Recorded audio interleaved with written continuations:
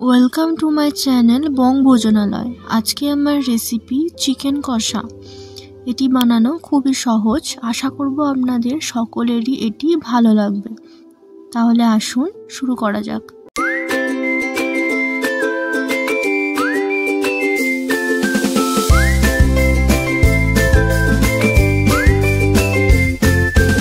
প্রথমেই চিকেনটাকে ম্যারিনেট করে নেব। তার জন্য দিয়ে দেব স্বাদ মতো নুন,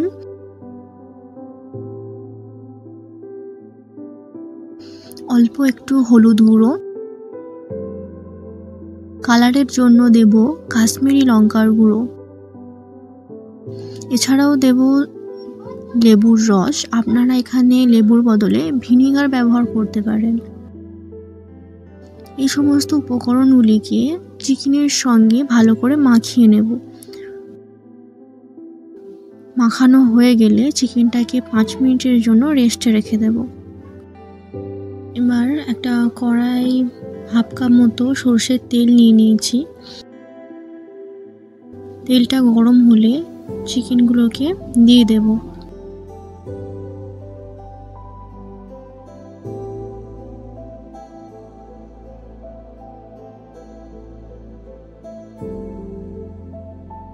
দু মিনিট মতো ভালো করে ভেজে নিয়ে নামিয়ে নেব।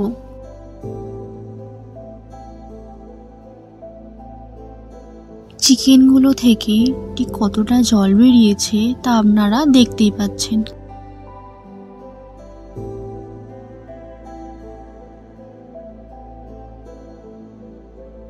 এবার এর মধ্যে দিয়ে দেব 2টো তেজপাতা, একটা শুকনো লঙ্কা, 2টো দারচিনি, 2টো লবঙ্গ, 2টো এলাচ। এবার এগুলোকে একটু ভেজে নেব।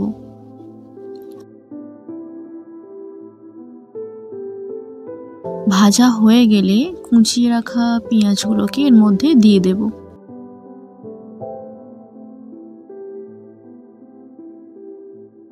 এখানে পেঁয়াজটাকে একটু বাদামি করে ভেজে নেব।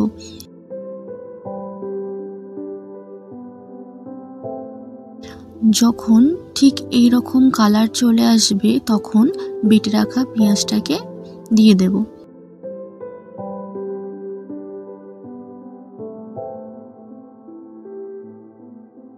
এখানে একটু বলি, আপনারা কুচনো পেঁয়াজটাকে বেশি লাল লাল করে ভাজতে যাবেন না।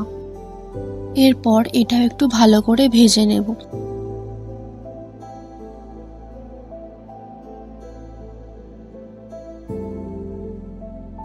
পেঁয়াজ থেকে তেল ছেড়ে গেছে। এবার এতে দিয়ে দেব স্বাদ মতো নুন,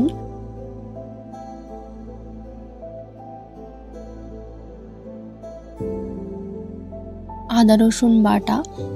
আপনারা এখানে আদা রসুনটা একটু বেশি ব্যবহার করবেন।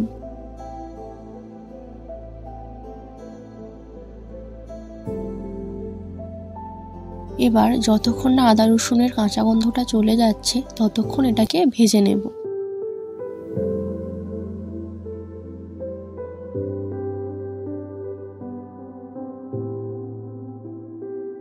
এরপর এতে দিয়ে দিচ্ছি টমেটো বাটা,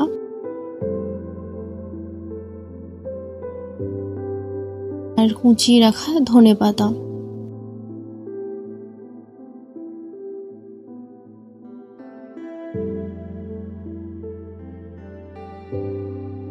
আর দিয়ে দিচ্ছি কাঁচা লঙ্কা বাটা। আপনারা এখানে যেরকম ঝাল পছন্দ করেন ঠিক ততটাই ঝাল ব্যবহার করবেন।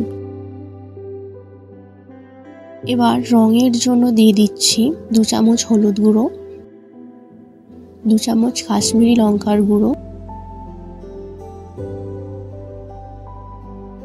1 চামচ ধনে গুঁড়ো, আর 1 চামচ জিরে গুঁড়ো। মশলাগুলো থেকে যতক্ষণ না তেল ছেড়ে দিচ্ছে ততক্ষণ এটাকে ঢাকা দিয়ে দিয়ে রান্না করে নেব।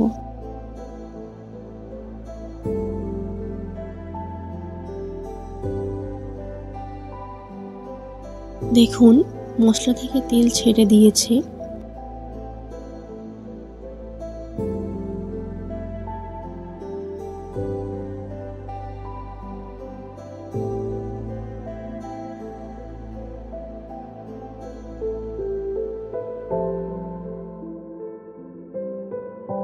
এবার ভেজে রাখা চিকেনগুলোকে এর মধ্যে দিয়ে দিচ্ছি।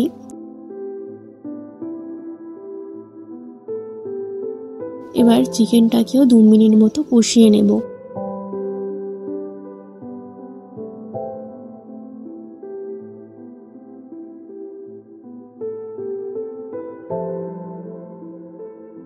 চিকেন থেকে তেল ছেড়ে দিয়েছে, এবার এর মধ্যে দিয়ে দিচ্ছি জল।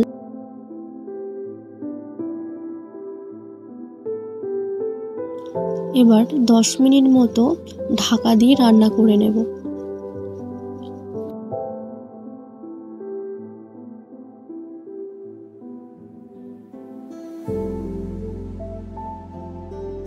দেখতেই পাচ্ছেন কত সুন্দর কালার এসেছে, আর চিকেনটাও সেদ্ধ হয়ে গেছে।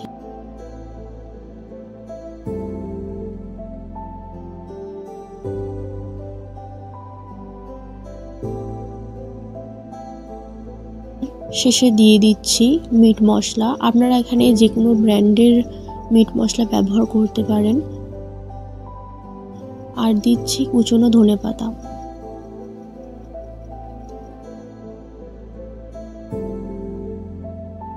এবার 1 মিনিট মতো ঢাকা দিয়ে রেখে দেব।